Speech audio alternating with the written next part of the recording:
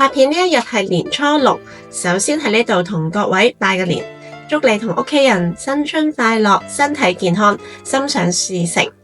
今日呢，就係想同各位分享呢，就係我過去4個月嘅一個實驗，一個明知會失去仍然選擇開始嘅故事。為什麼我明知道會失去仍然選擇開始？惠州偽旅居4個月體驗。我係一個土生土長嘅香港人，有家庭，有工作，仲有2個好可愛嘅女添，一個呢就10歲，另一個係5歲。我唔係移民，唔係移居，更加呢就唔係退休啦。咁但係我亦都唔想等到呢發白晒，冇晒氣力先開始探索另一種生活嘅可能性。咁更加唔係才智咗就唔使咁樣諗啦。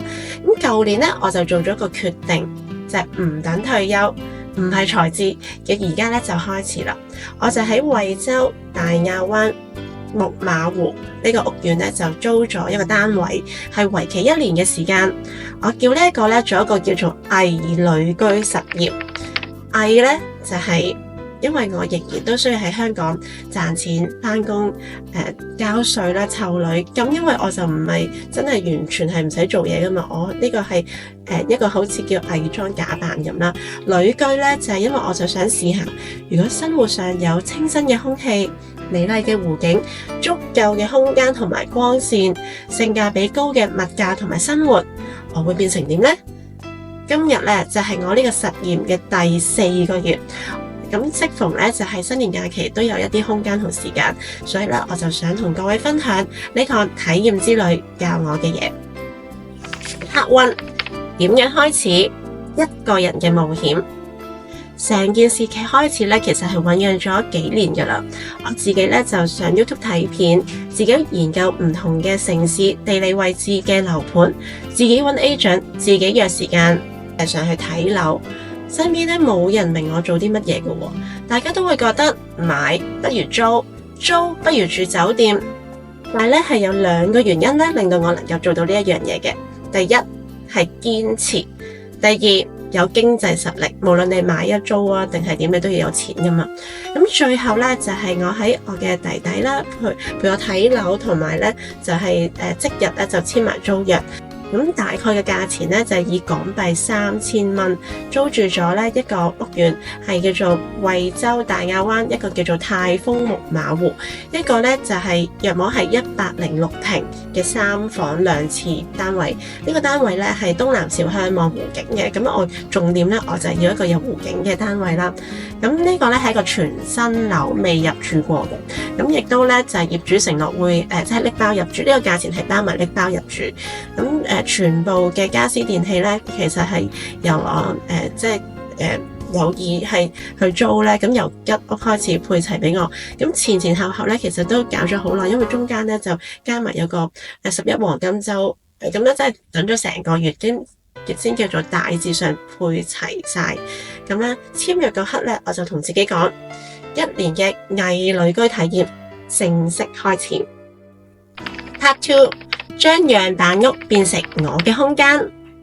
租嘅時候咧，其實呢間屋咧就已經係拎包入住啦，係有齊晒佢會配齊晒家私電器。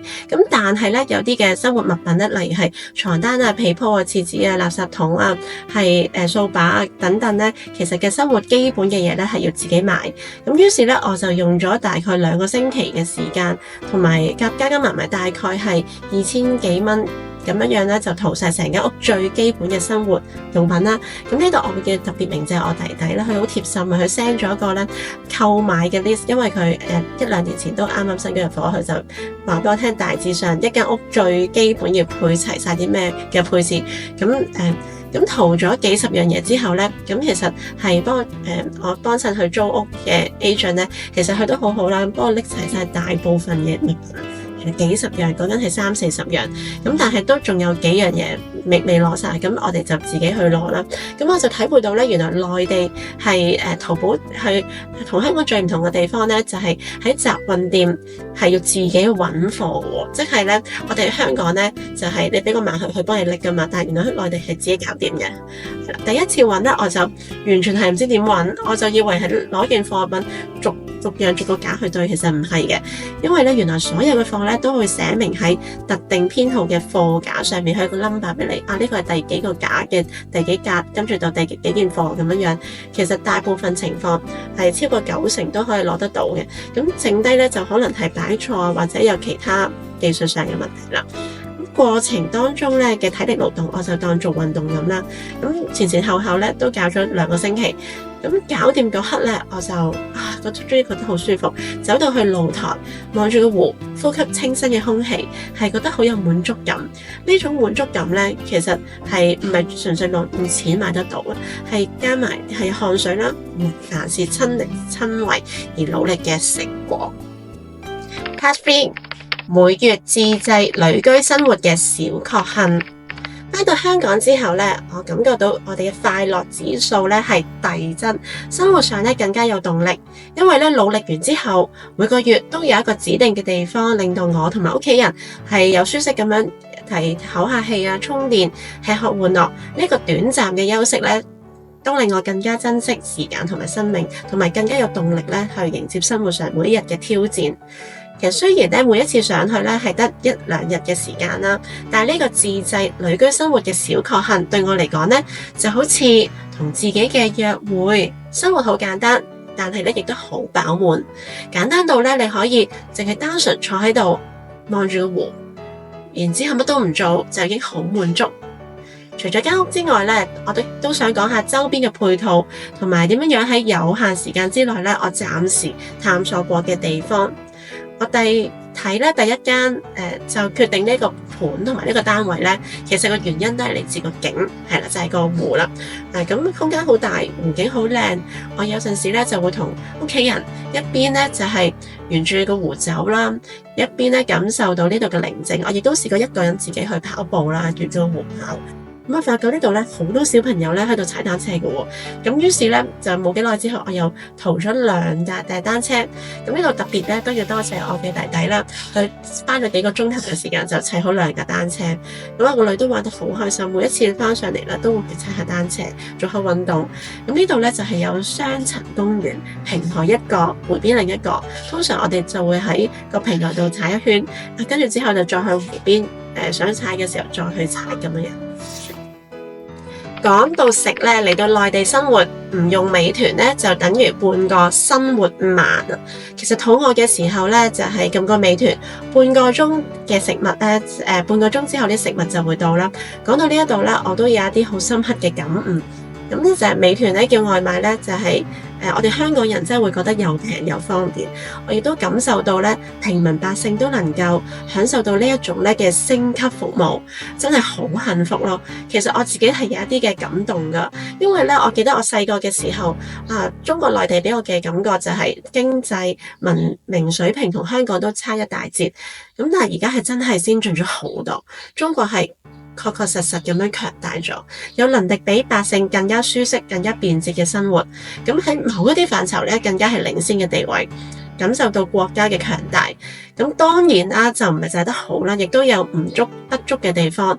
咁希望大家繼續努力，明天會更好。好，咁咧講翻咧行街啦。其實咧，我最吸引我呢個地方，除咗係個湖景之外咧，就係佢個地理位置都好好，因為咧步行嘅屋苑由步行5至10分鐘，就視乎你嘅腳程同埋速度啦，就去到呢個萬達廣場。好，咁我都想介紹下呢個萬達廣場。喺呢個咧係全個大亞灣人氣最旺、人流最多嘅商場。咁呢個商場啦，你步行就到啦，係步行唔使揸車，唔使 call 滴滴，乜都唔使。呢個咧係真係超級無敵方便。咁我都好希望咧簡單介紹一下呢個萬達廣場。萬達廣場2017年開業，總建築面積就係14萬平方米，係成個大亞灣入邊最大型嘅商業綜合體之一。地下仲有停車場，地上有4層，咩都有齊。超市咧有永輝超市，食肆咧就有我哋香港人熟悉嘅 Starbucks 啦，仲有麥當勞、KFC、肯德基，仲有好多中式嘅餐廳，有好多不同款式嘅菜咁啦。咁想睇戲咧，佢有個萬達影城；想行街買衫都好方便嘅，叫 Uniqlo 啦，有寶貝王，係類似冒險樂園。咁咧呢個嘅室內遊樂場。咁其實近期都喺香港同埋內地都好興彈珠，亦都開咗好多間彈珠。咁應有盡有。其實我會咁睇啦，好似一個深圳比較全面嘅商場一樣嘅，同深圳嘅商場係不相伯仲咯。除此之外咧，我亦都有去過啲遠少少嘅地方嘅，例如係惠城西湖啊，呢個景咧係非常之靚。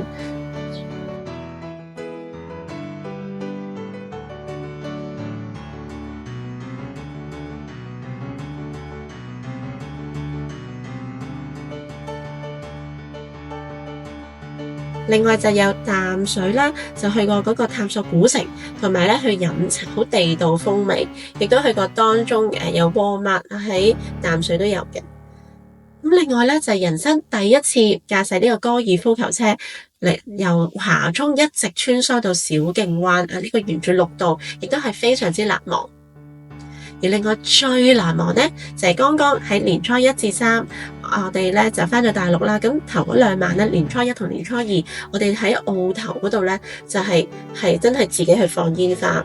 呢個係我人生第一次喺現場感受到放煙花嘅震撼，即係唔係嗰啲咧喺香港以前細個就係喺喺度睇，好遠咁喺度睇放煙花，或者睇電視機都睇啦。咁但係今次係真係見到人喺隔離就放，或者自己可以買完就放。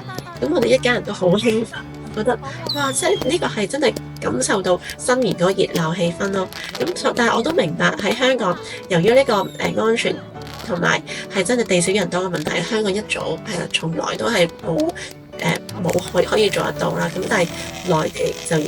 係啦，不過都好多警察喺度巡查，同埋第2晚咧，年初2晚咧，其實個風好大啊。咁咧警察巡查完之後，直情係叫我哋有啲大型嘅煙花就唔好放，小型嗰啲 OK， 即係有啲好似仙女棒放完之後實嗰啲 OK， 大型嗰啲或者太過危險性高咧，咁佢都俾人放。同埋都見到有警察喺度現場咧冚咗有啲攤檔係賣煙花嘅，咁可能佢哋即係放就俾你放，但係買咧或者擺攤檔咧都有個嚴格嘅要求咯。我就見到係冚咗檔嘅喺呢個澳頭嗰度。